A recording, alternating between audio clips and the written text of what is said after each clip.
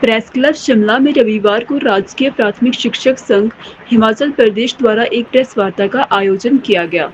इस दौरान संघ के राज्य अध्यक्ष जगदीश शर्मा ने शिक्षा मंत्री रोहित ठाकुर पर गंभीर आरोप लगाते हुए कहा कि मंत्री शिक्षक वर्ग की मांगों को मुख्यमंत्री सुखविंदर सिंह सुक्खू तक सही रूप से नहीं पहुंचा रहे, जिसके चलते समय पर कोई ठोस प्रयास नहीं हो पा रहा है। जगदीश शर्मा ने बताया कि शिक्षकों की कई मांगे लंबे समय से लंबित है, लेकिन सरकार की ओर से उन्हें अनदेखा किया जा रहा है। उन्होंने यह भी कहा कि हाल ही में 90 शिक्षकों पर दर्ज की गई एफआईआर से शिक्षकों में रोष है और यदि जल्द इस पर उचित कार्यवाही नहीं हुई तो संघ बड़े स्तर पर आंदोलन करने को विवश होगा। अनशन 26 अप्रैल से जारी है और निदेशालय के बाहर हम वहाँ धरने पर बैठे हैं। 24 घंटे की हमारी शिफ्ट है, वहाँ पर क्रमिक अनशन है और हम अपने संघर्ष को आने वाले समय में तेज करने वाले हैं।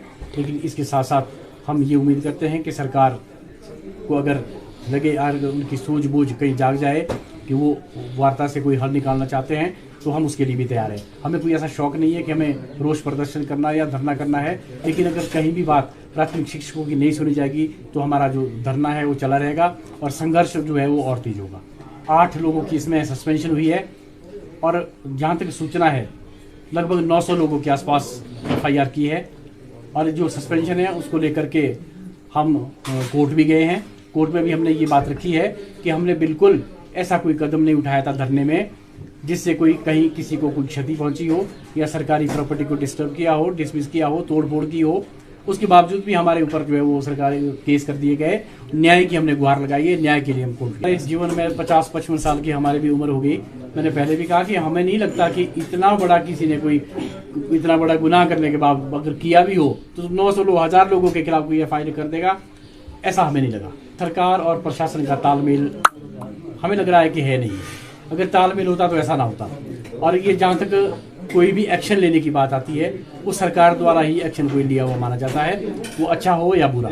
आंदोलन को खत्म करना नहीं चाह रही, बल्कि आंदोलन को हमारे जो धरना था 26 तारीख का उसको क्रश करने की कोशिश थी कि ये फ्लॉप ही हो जाए।